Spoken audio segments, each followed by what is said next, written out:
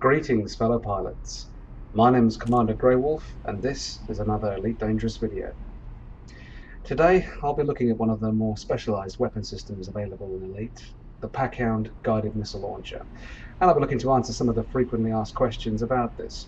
What is it? How does it work? When can you get it? And ultimately, how does it perform? This particular weapon system is a variant of the standard guided missile rack that will occupy a Class 2 hardpoint on your ship, and is made available to any pilot that is pledged to Li Yong-Rui within the power play game mechanic. Like with all specialized modules up for grabs in power play, a commander not only has to achieve a level 3 rating with the faction leader, but has to have maintained their allegiance over a minimum period of 4 weeks as well. As we can see here, looking at the pledge page, rating 3 and the Pack Hound missile launcher is unlocked once these conditions have been met, and both have been met. Once you've achieved this requirement, the Pack Hound missile system will become available for purchase within outfitting. This also isn't restricted to just Li Yong-Rui controlled space either, as they can be purchased anywhere. It's also worth noting that as soon as you leave, defect, or drop below a level 3 rating with the power in question, the module or weapon will no longer be available. So with that in mind, when you unlock any specialized module or weapon, it may be worth buying several of them and storing them for future use with other ships, so you won't have to repeat the unlock process.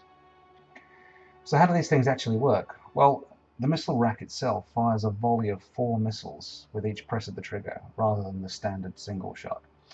And these adopt a seemingly erratic or drunk trajectory towards their target that allows them to defeat point defense turrets, or any attempt from a target pilot to make any evasive maneuvers to avoid them. It's also possible to ripple fire the clip to unleash a more aggressive volley at a target. So let's have a look at some of the stats that come with this weapon. Most importantly, you can have a look at here and see the damage per second and the damage per shot. Now the damage per shot here is 7.5, damage per second 60.2. And also have a look and see that the clip size here, it's quite large, and also the maximum ammo. This is down to some modifications that I've made to the launcher itself, so have a look at that. So it's had a level 4 high capacity magazine augmentation. So you can see here the numbers have gone from 12 to 21 in a single clip, and the maximum ammo has jumped from 120 to 203. So some pretty significant increases there. Also been a very tiny increase in the damage and the damage per second there. It's also had an experimental special effect added, which is the thermal cascade effect. And as it says here, the munitions interact with shields upon detonation, generating significant heat on the target. So an explosive weapon also has thermal capabilities, which are stronger and more effective at defeating shields. Historically and traditionally, explosive munitions like missiles, fragmentation cannons, things like that, are typically weak against shields. So that's a nice bonus and something I want to test. So if we look at these stats now and then compare them to what you would normally see on a standard launcher, we can make a comparison.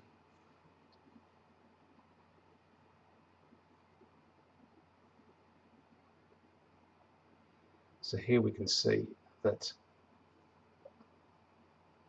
the damage is considerably higher, 40 rather than 7.5, but the overall damage per second is a lot less. So although the individual Pack Hound missiles have a lot weaker shot on their own, they don't operate on their own. They operate, as the name suggests, in packs, and so their combined damage on a target per second is a lot higher than a standard seeker rack. The shot speed here is moderately higher, 25 meters per second faster than a Pack Hound, but then the advantage of a Pack Hound missile system is that the erratic trajectory can defeat countermeasures and defenses, as well as evasive maneuvers. Okay, so now we've had an introductory look at the Pack Hound missile launcher, along with some of the stats that come with it. The next thing to do is take it out to a conflict zone, test it out, and see how it performs. Okay, well, we've arrived at a high-intensity conflict zone. Let's unleash the pack and see what kind of damage they can do.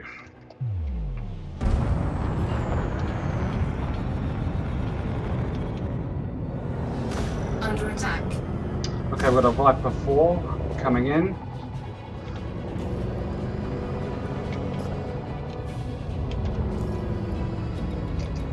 Let's bring up his shields. So his shields are at 100%.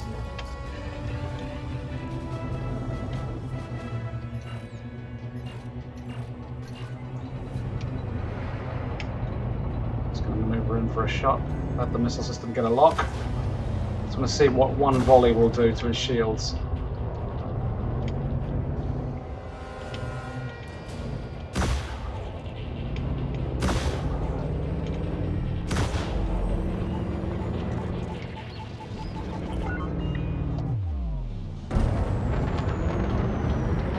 Closer range, about 2 kilometers. Here they go. Okay, so about 18% damage. It's not bad for a volley of 4 small missiles. Let's now empty the clip and see what sort of damage we can do.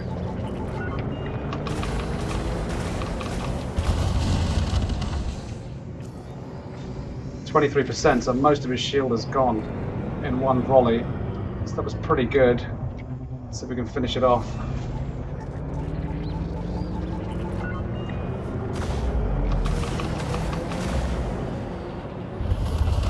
Target shields offline.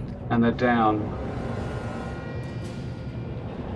Okay, we had about 3 attempts at that. So I'd like to see what a single volley would do to their shields of a ship as small as a Viper 4 or a Cobra, something like that. Let's see what they have against a hull.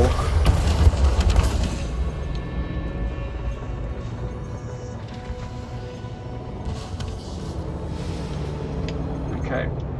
The advantage of a missile is that they can outrun any ship and have pinpoint accuracy. The downside is that you need to wait for a lock.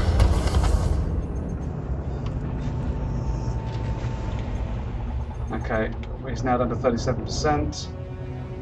Can see if the next volley will finish him off. Let's wait for the lock.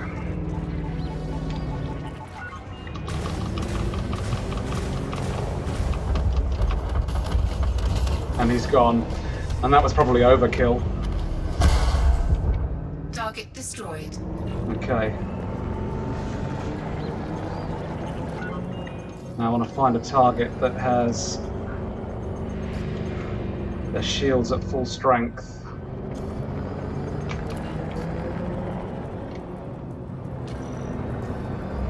Yep, that's 100%. Let's have a little look and see what the first volley can do.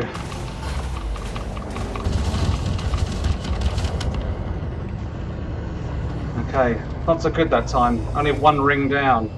So yeah, about 33%.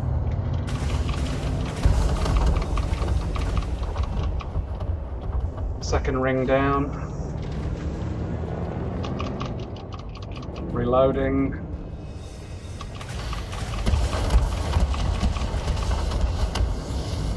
Under attack. Warning, thermal attack. Gaining heat. Target shields offline. Okay, so now his shields are offline, but I'm now out of ammo. So this could be one of the concerns with this system. And the ability to ripple fire it is that you end up emptying the entire magazine too quickly. Let's head back and reload. I could try this again. Okay, we're going to find some more targets. I've got an eagle right in front of me here.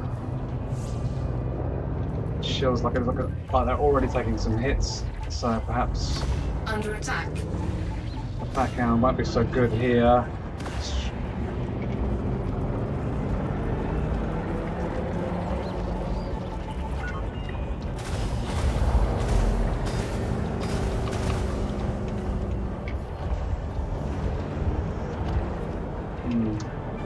only moderate success there. The Vulture seems to have quite a good resistance to the Pack Hound missiles, as opposed to some of the smaller ships that have their shields collapse pretty quickly within the first volley. I've overshot that. Let's leave the Vulture and see if we can find another target. See what the status of this Python is. Oh, it's quite badly damaged already.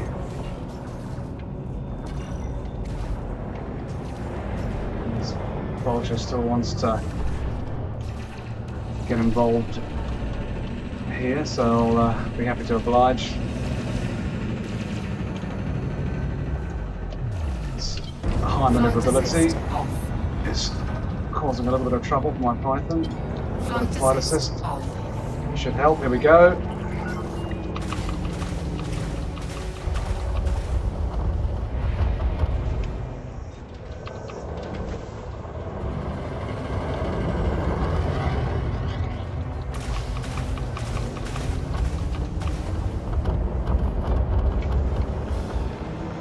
Okay, what are his shields now though?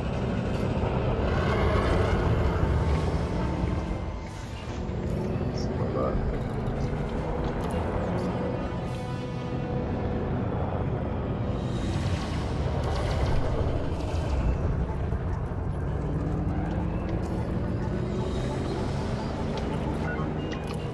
%. That was the Vulture I was looking for. So they're almost down. Here comes again. Let's give them the final volley. Target shields offline. And we're out of missiles.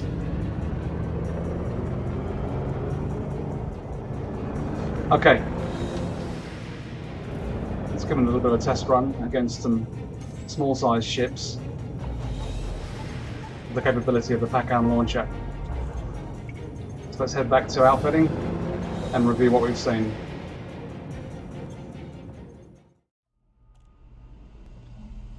And here we are back in the hangar. So the Pack Hound Guided Missile system. What are my final thoughts? Well, I think they're pretty good actually, but perhaps not game-changingly amazing. They did have a good ability to penetrate hull and create module damage, as we saw, and with the thermal cascade effect added, it was able to strip shields down pretty effectively as well. I think, but the main drawback, as we saw, was the limited ammo capacity. Now, a thing to bear in mind was that I was actually using 2 launchers in that test, and both of them had high capacity magazine upgrades and the thermal cascade effect, so it had been taken a fair bit past the base level model for a Pack Hound missile launcher. So that's something to take in mind. You can use synthesis to generate greater ammunition, and that is an option for you. But perhaps pound for pound, I may end up still using multi-cannons on those hard points, as I feel I just get a little bit of greater longevity out of them. I've wanted to include a missile system in my primary loadout, and I think if I was going to use one, this would be the best option that is certainly out there. They're fun to use, and they have some pretty interesting effects. Well, I hope this review has been useful for you and helps you make a more informed decision if you decide to use something like a Pack Hound missile system in your loadout with your ship. Thank you again for watching. Please like and subscribe. My name is Commander Grey Wolf, and remember, keep it dangerous.